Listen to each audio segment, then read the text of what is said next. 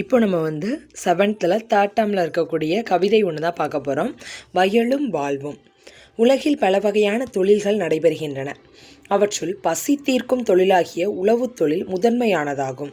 So உலகத்தில் இருக்க தொழில்கள்லேயே முதன்மையான தொழில் எந்த தொழிலா? உழவு தொழில் தான் முதன்மையானது அப்படின்னு சொல்லிட்டாங்க.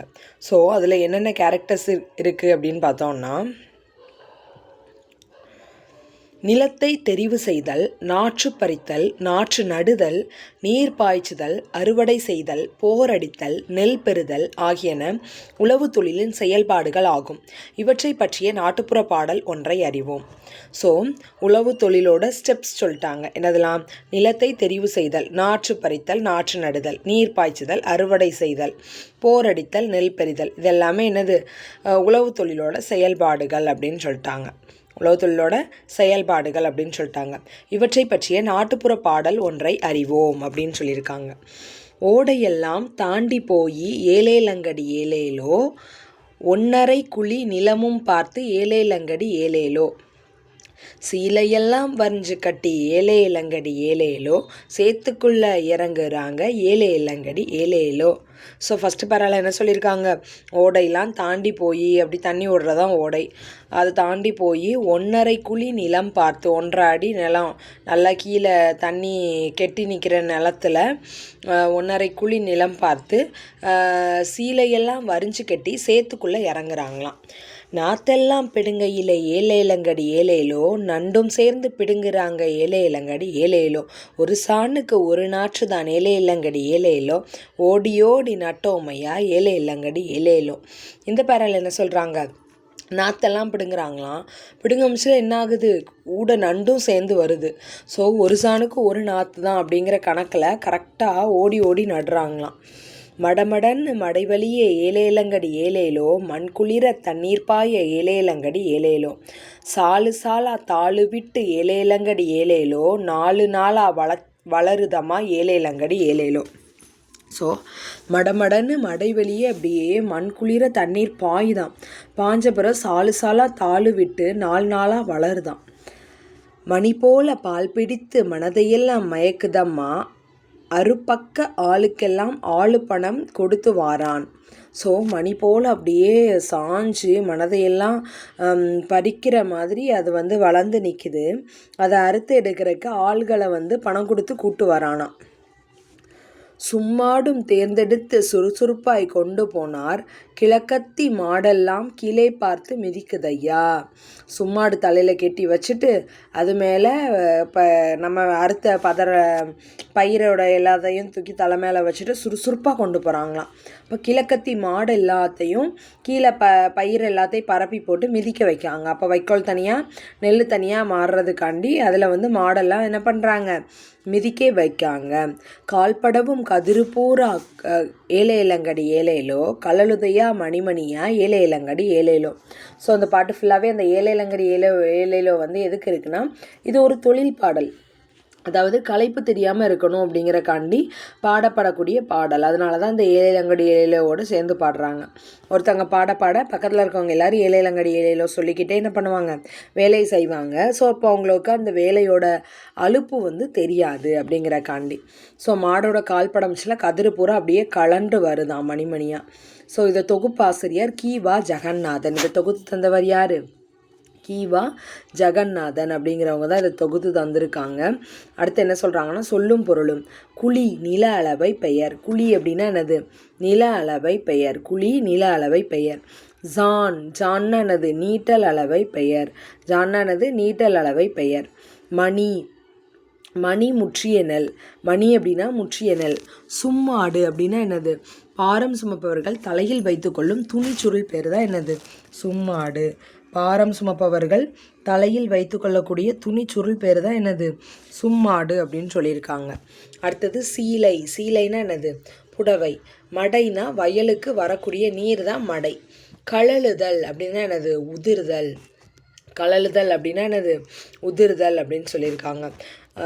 ஸோ இதில் வந்து குழி அப்படின்னா நில அளவை பெயர், சான் அப்படின்னா என்னது? நீட்டல் அளவை பெயர், சீலைனா புடவை, மடைனா வயலுக்கு நீர் வரக்கூடிய வழி பேர் தான் மடை, கழலுதல் அப்படின்னா என்னது? உதிர்தல் தான் கழலுதல். கழலுதல்னா என்னது? உதிருதல். சும்மாடு பாரம் சுமப்பவர்கள் தலையில் வைத்துக்கொள்ளும் துணிச்சுருள் பேர் தான் என்னது? சும்மாடு. மணி முற்றிய நெல். பாடலின் பொருள்: உழவு செய்யும் மக்கள் ஓடையை கடந்து சென்று 1½ குழி நிலத்தை தேர்ந்தெடுத்தனர். உழவு செய்யக்கூடிய மக்கள் ஓடையை கடந்து போகிறாங்களாம். 1½ குழி நிலத்தை வந்து தேர்ந்தெடுத்துட்டாங்க. பெண்கள் புடவையை இறுக கட்டி நடவு செய்ய வயலில் இறங்கினர். நாற்று பறிக்கும் போது ஆண்களும் பெண்களும் வயல் வரப்பில் உள்ள நண்டுகளையும் பிடித்தனர். நாற்று அப்படியே கீழேருந்து எடுக்காங்க. அப்போ நண்டும் சேர்ந்து வருது. ஒரு சாணுக்கு ஒரு நாற்று வீதம் சுறுசுறுப்பாக நட்டனர். நடவு நட்ட வயலில் மண் குளிருமாறு மடைவழியே நீர் பாய்ச்சினர். நட்ட நெற்பயிர்கள் வரிசையாக வளர்ந்து செழித்தன. பால் பிடித்து முற்றிய நெல்மணிகள் மனம் மயங்குமாறு விளைந்தன. அறுவடை செய்யும் ஆட்களுக்கு பணம் கொடுத்தனர். அறுவடை செய்த நெற்தாள் கட்டுக்கட்டுகளாக கட்டி தலைக்கு சும்மாடு வைத்து தூக்கிச் சென்று களத்தில் சேர்த்தனர். கதிரடித்த நெல் தாள்களை கிழக்கத்தி மாடுகளை கொண்டு மிதிக்க செய்தனர். மாடுகள் மிதித்த நெற்கதிர்களில் இருந்து நெல்மணிகள் மணிமணியாய் உதிர்ந்தன. ஸோ இதில் என்ன சொல்லியிருக்காங்க? அறுவடை செய்த நெற்கதிர்களை களத்தில் அடித்து நெல்லை பிரிப்பர். நெல் தாளில் எஞ்சியிருக்கும் நெல்மணிகளை பிரிப்பதற்காக மாடுகளை கொண்டு மிதிக்க செய்வர். இதற்கு போரடித்தல் என்று பெயர். ஸோ அறுவடை செஞ்சுருப்பாங்க இல்லையா, அந்த நெற்கதிர்களை வந்து களத்தில் அடித்து நெல்லை வந்து பிரிப்பாங்களாம். நெல் தாளில் எஞ்சியிருக்கக்கூடிய நெல்மணிகளும் நமக்கு வந்து கிடைக்கணும் அப்படிங்கிறக்காண்டி அதை போட்டு மாடுகளை கொண்டு மிதிக்க செய்வர். இதுக்கு தான் வந்து போரடித்தல் அப்படின்னு சொல்லி பேர். மாடு கட்டி போரடித்தால் மாளாது சென்னல் என்று ஆணை கட்டி போரடிக்கும் அழகான தென்மதுரை. ஸோ மதுரையோட சிறப்பை எவ்வளோ அழகாக சொல்லியிருக்காங்க பாருங்கள். மாடு கட்டி போரடித்தால் போதாதான். ஸோ அதனால் யானை கட்டி போரடிக்க போகிறாங்களாம். அவ்வளோக்குள்ளே நெல் வந்து விளைஞ்சு கிடக்குதான். ஸோ அதை தான் வந்து சொல்கிறாங்க. மாடு கட்டி போரடித்தால் மாளாது சென்னல் என்று ஆணை கட்டி போரடிக்கும் அழகான தென்மதுரை. நாட்டுப்புற பாடலோடது. நாட்டுப்புறங்களில் உழைக்கும் மக்கள் தங்கள் களைப்பு தெரியாமல் இருப்பதற்காக பாடும் பாடலே நாட்டுப்புற பாடல் எனப்படுகிறது.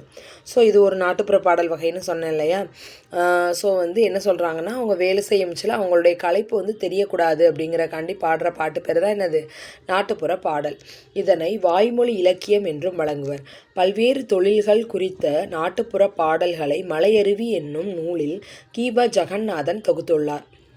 அந்நூலில் உள்ள உழவு தொழில் பற்றிய பாடல் ஒன்று இங்கு தரப்பட்டுள்ளது. ஸோ இதை வந்து நம்ம வாய்மொழி இலக்கியம்னு கூட சொல்லலாம். முந்தி காலத்தில் நிறைய பாட்டு இந்த மாதிரி இருந்துச்சு. அதெல்லாம் வந்து நமக்கு கிடைக்கல. அது நமக்கு கிடைக்கிறதுக்கு வந்து வழி செஞ்சவங்க தான் யார்? கீப ஜெகநாதன் அப்படின்னு சொல்கிறோம். அவங்க தொழில் குறித்த நிறைய நாட்டுப்புற பாடல்களை வந்து கலெக்ட் பண்ணி மலை அருவி அப்படிங்கிற புக்கில் வந்து தொகுத்து நமக்கு தந்திருக்காங்க. யார்? கீப ஜெகநாதன் அவர்கள். அந்நூலில் உள்ள உழவு தொழில் பற்றிய பாடல் ஒன்று இங்கு தரப்பட்டுள்ளது அப்படின்னு முடிச்சிட்டாங்க. உழவர் சேற்று வயலில் நாற்று நடுவர். உழவர் சேற்று வயலில் என்ன பண்ணுவாங்க? நாற்று நடுவர். வயலில் விளைந்து முற்றிய நெற்பயிர்களை டேஸ் செய்வர். வயலில் விளைந்து முதிர்ந்த நெற்பயிர்களை அறுவடை செய்வாங்க.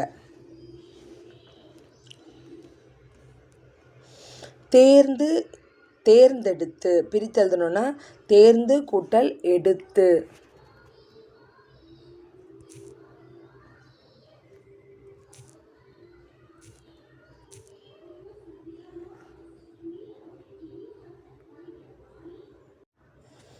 தேர்ந்தெடுத்துனா என்னது? தேர்ந்து கூட்டல் எடுத்து அப்படின்னு சொல்லிட்டாங்க. தேர்ந்தெடுத்துனா என்னது? தேர்ந்து கூட்டல் எடுத்து. ஓடை கூட்டல் எல்லாம் என்பதனை சேர்த்தெழுத கிடைக்கும் சொல் ஓடை எல்லாம். ஸோ ஓடை கூட்டல் எல்லாம் என்பதனை சேர்த்தெழுத கிடைக்கும் சொல் ஓடை எல்லாம். அடுத்ததான் மேட்ச் இருக்குது. மேட்ச் வந்து நாற்று என்ன பண்ணுவாங்க? நாற்றை நட தான் செய்யணும். நீரை பாய்ச்சணும். நீரை என்ன பண்ணணும்? பாய்ச்சணும். களையை என்ன பண்ணணும்? களை பறிக்கணும். கதிர் அறுக்கணும். ஸோ என்ன சொல்லியிருக்காங்க? நாற்று நடுதல், நீர் பாய்ச்சுதல், கதிர் அறுத்தல், களை பறித்தல். மோனை அப்படின்னா முதல் சொல் ஒன்றி வருவது. எதுகை அப்படின்னா இரண்டாவது சொல் வந்து ஒன்றி வருவது. அப்படின்னு சொல்லி இந்த பாடம் முடிஞ்சிருச்சு. ஸோ இதை வந்து ஒரு வாட்டி ரிவைஸ் பண்ணிடலாம். வயலும் வாழ்வும். உலகில் பல வகையான தொழில்கள் வந்து நடந்துகிட்ருக்கு. அதில் பசி தீர்க்கக்கூடிய தொழில் தான் எனது உழவு தொழில். இதுதான் முதன்மையானதுன்னு சொல்லிட்டாங்க. என்னென்ன ஸ்டெப்ஸ் அப்படின்னு பார்த்தோம்னா, நிலத்தை தெரிவு செய்தல், நாற்றை பறித்தல், நாற்று நடுதல், நீர் பாய்ச்சுதல், அறுவடை செய்தல், போரடித்தல், நெல் பெறுதல் ஆகியன உழவு தொழிலின் செயல்பாடுகள்னு சொல்லிட்டாங்க. ஸோ இப்போ வந்து இந்த பாட்டில் என்ன சொல்லியிருக்காங்கன்னா, இந்த பாட்டு வந்து ஒரு நாட்டுப்புற பாட்டு. ஸோ களைப்பு தெரியாமல் இருக்கணும் அப்படிங்கிறக்காண்டி பாடினது. இது வாய்மொழி இலக்கியமாகவே மறைஞ்சிருக்கக்கூடியது. ஸோ அதை நமக்கு வந்து தொகுத்து தந்தவங்க தான் யார்? கீவ ஜெகநாதன் அப்படிங்கிறவங்க. நாட்டுப்புறங்களில் உழைக்கும் மக்கள் தங்கள் களைப்பு தெரியாமல் இருப்பதற்காக பாடும் பாடலே நாட்டுப்புற பாடல் எனப்படுகிறது. இதனை வாய்மொழி இலக்கியம் என்றும் வழங்குவர். பல்வேறு தொழில்கள் குறித்த நாட்டுப்புற பாடல்களை மலை அருவி என்னும் நூலில் கீவ ஜெகநாதன் தொகுத்துள்ளார். அந்நூலில் உள்ள உழவு தொழில் பற்றிய பாடல் இங்கு தரப்பட்டுள்ளது. உழவர் சேற்று வயலில் நாற்று நடுவர். வயலில் விளைந்து முற்றிய நெற்பயிர்களை அறுவடை செய்வர். தேர்ந்து கூட்டல் எடுத்து, ஓடை கூட்டல் எல்லாம், ஓடை எல்லாம், நாற்று நடுதல், நீர் பாய்ச்சுதல், கதிர் அறுத்தல், களை பறித்தல்.